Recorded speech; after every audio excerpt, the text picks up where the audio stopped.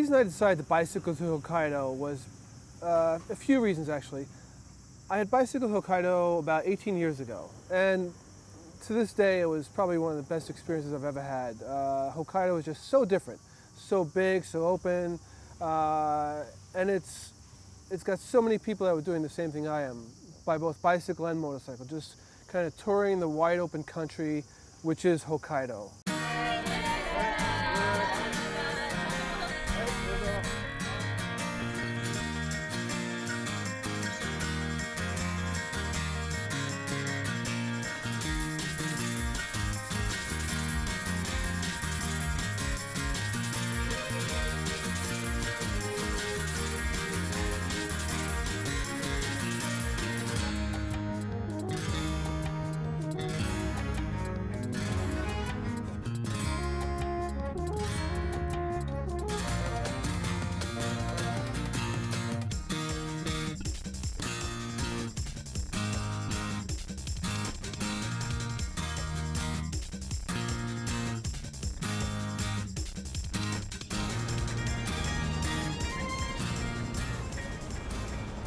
We're here at the beginning of Route 4 at Nihonbashi. It was 50 kilometers from Camp Zama to here.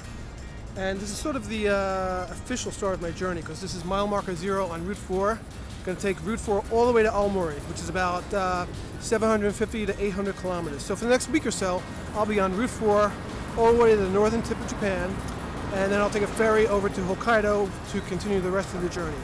But this is where it begins, day 1.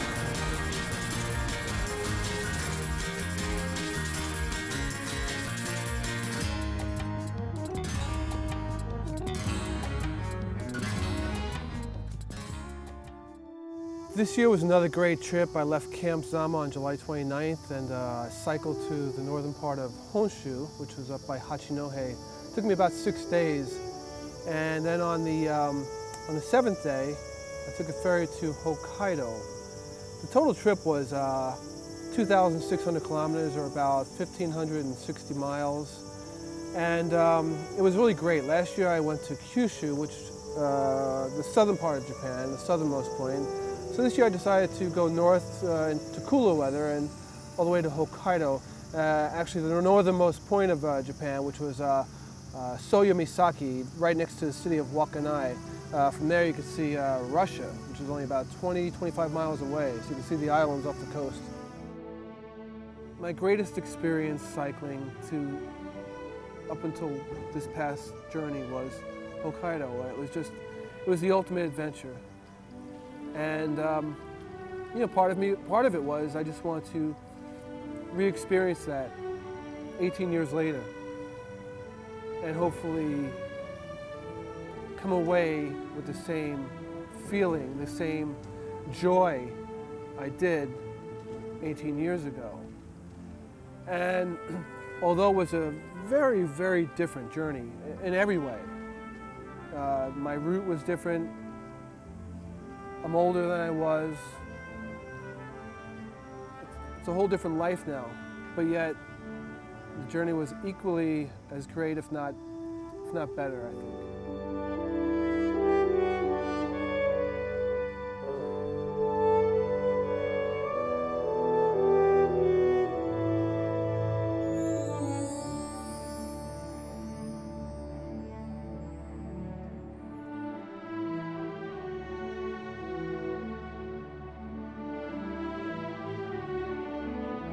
Here I am at Soya Misaki, which is the northernmost point of mainland Japan in Hokkaido. Last year was at Sato Misaki in Kyushu.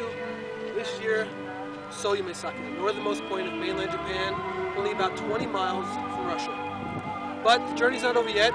We still have a few more weeks to travel around Hokkaido, experience the nice cool weather, and see the beautiful scenery.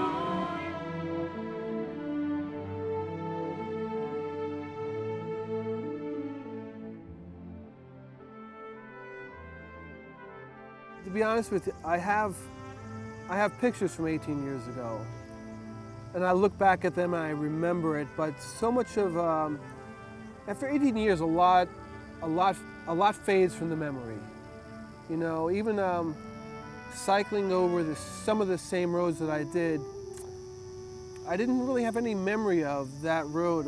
Just a few, there was a few landmarks, a few things I saw that I said, yeah, I remember that.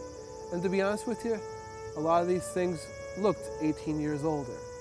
You know, I could see what age has done. But for the most part, it was all new again. It really was. Hokkaido was new and fresh again. And I think if I do it again next year, it'll be new and fresh again because I'll explore new places. And Hokkaido is like that. It's hard to explain, but I think that's one of the reasons it attracts many, I mean hundreds, thousands of cyclists and motorcyclists every summer go to Hokkaido, year after year after year. Because there's something special about, there's a spirit in Hokkaido that I've yet to experience or see anywhere else. And it was described to me once by a friend who, long before I did, he had cycled all of Japan. And when he got back from his trip, he told me, he said, it was a wonderful, wonderful journey, his 3 months cycling through Japan, but he said, there's a spirit in Hokkaido that you won't find anywhere else. He goes, you have to do it. You have to experience Hokkaido. Journey to Hokkaido and you'll experience this, this thing that everybody, is the reason why everybody goes there in the summer. And if you talk to people along the way, whether they be motorcyclists or bicyclists, and you're all sharing the same thing, we all get it. We all know why we're there. And we might be having a bad day. I mean, there was plenty of bad days. One day in particular, I was looking to take more of a scenic route and get off the main road. So I looked on the map and I saw this route, and I was a little unsure as to how the road was going to be, but it did turn out to be a dirt road for 3 kilometers, 2 of those kilometers being uphill. So there was a point I just had to get off the bike and walk it because I had no traction. So it was dirty, it was rocky, it was dusty, you know, to the point where you just want to quit at times. You just say, why am I doing this? This is crazy. This is crazy. This is absolutely nuts. But at the end of each day, when you can relax in a nice hot bath, you totally forget the bad and only remember what a great ride it was.